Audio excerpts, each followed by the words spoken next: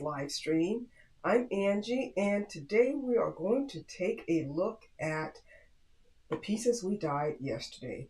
So, yesterday we created several pieces, two pieces actually, and we used our violet and orange colors and we created shades, and I actually called them tones yesterday with their shades. We created shades using black.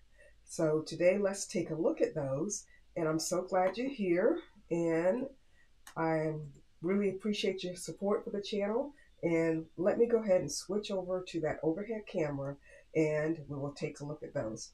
By the way, if you're here, let me know in the chat. Why don't you say hi, okay?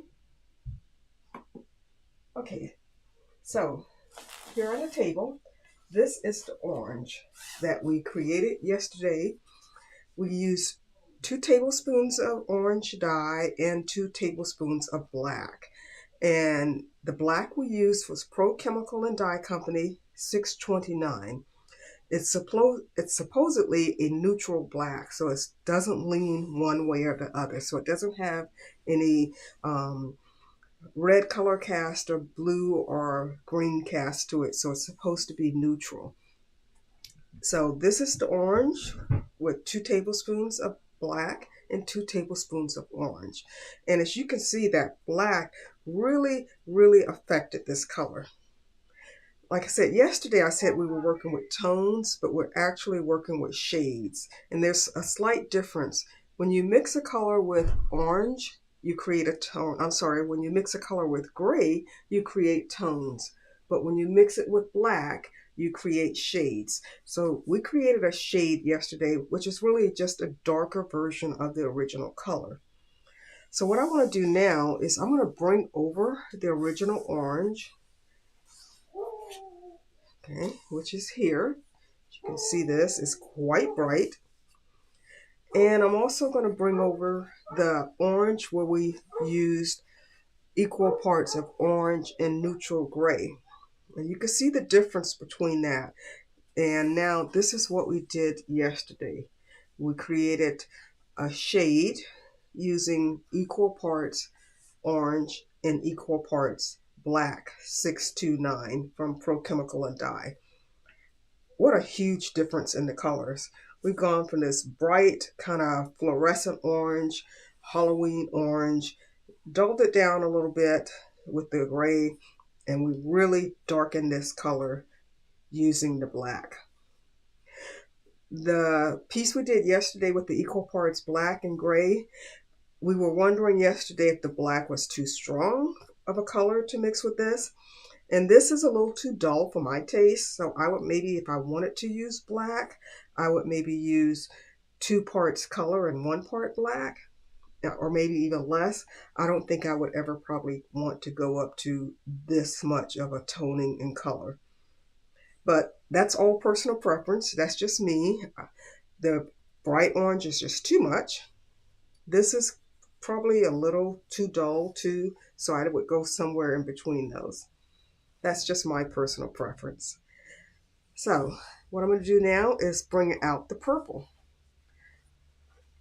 And I will set this off to the side there. And let's bring out our purple. So for the purple, this is the original full strength color. And this piece is the purple that was dulled down with equal parts of purple and equal parts of neutral gray color.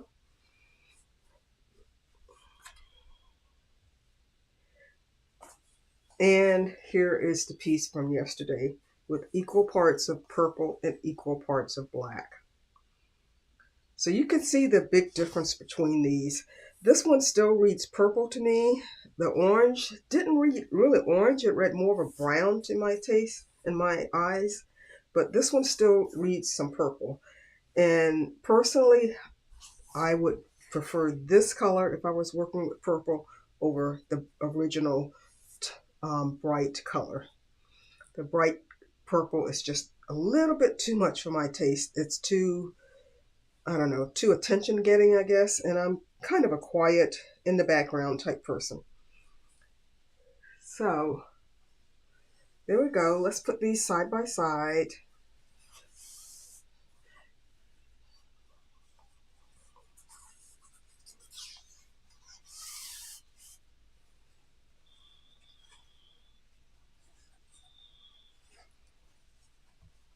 So here we go. Let's see if I got these in frame.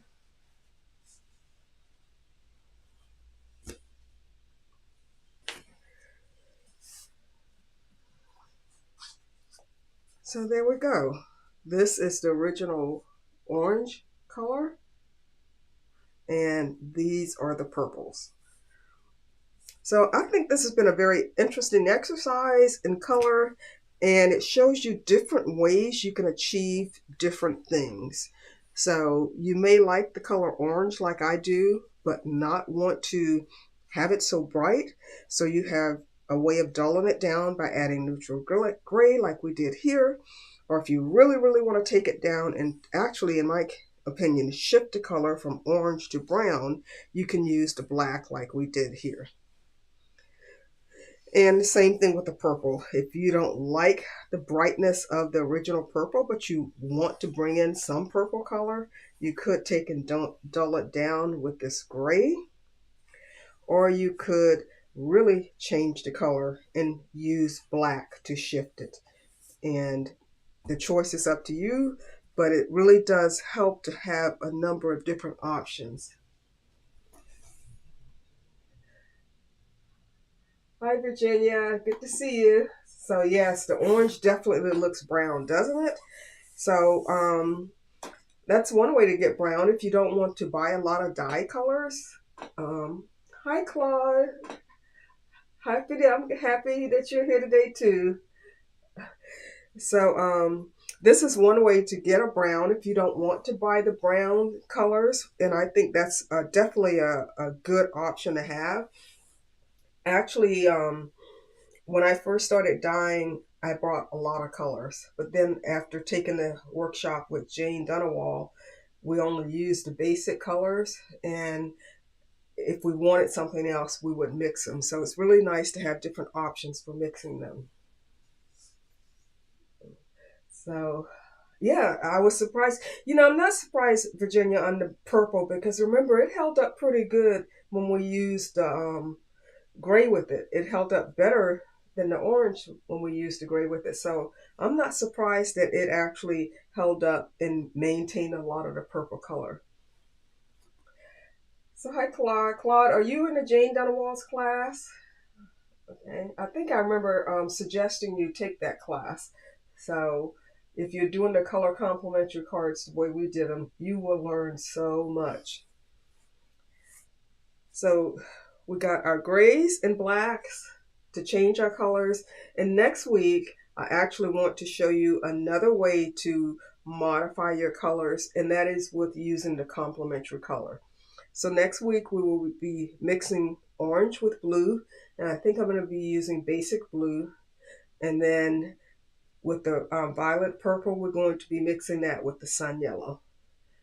So Claude, I bet you've already learned a lot from that class. That was probably the biggest thing that I got out of her 2-year program, which I was surprised because I really didn't consider myself good with color at all. But after taking that program, I really felt very confident with working with color.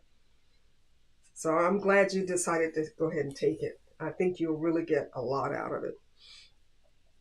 So do we have any questions on anything for today? Let me switch cameras. I'll come back here so you can see me as I'm talking to you. Is there any questions on what we did yesterday or even a couple of weeks prior to that? So let me know. And then, like I say, it is overwhelming, Claude, but you know what? If you keep working with it after the class, it will all start to come together. So don't worry about that. I wish I was still back there in Florida and I could help you, but you know how to reach me, and I can always help you at any time. But just keep working at it, and it will become less overwhelming. I promise you, because I was not good with color when I took that class. So let me know if you have any questions on what we did yesterday or what we did in the weeks prior to that. I say tomorrow or next week, we're going to wrap up this series on creating tints, tones, and shades. You're a newbie with soaking everything up, Virginia? Well, you know what? We all start out being a newbie. Everyone does. No one is born knowing this. Some people have an easier time working with it than others, but everyone starts out as a newbie. So just keep working with it and keep soaking everything up, and eventually it will all start to come together and make sense for you. So, so I'm going to hang for a few minutes and let me know if you have any questions. This is a real short session today, like I knew it would be, but I don't like to drag things out just to keep you online here with me. Unless you guys want to hang out for a little while, I can. But let me know if you have any questions before I go. And remember, you can always, if you think of questions later, you can always go to the replay and post a comment, and I will come back and answer that for you. So don't think if you don't remember or think of a question right now that you can't ask me later. I'll always come back and answer questions on the channel.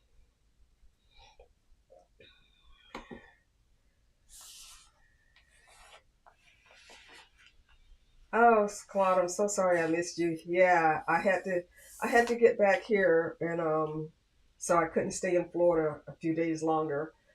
And as soon as I got back here, my seasonal allergies started messing up. So Pat told me yesterday on a replay I sounded like I have a cold.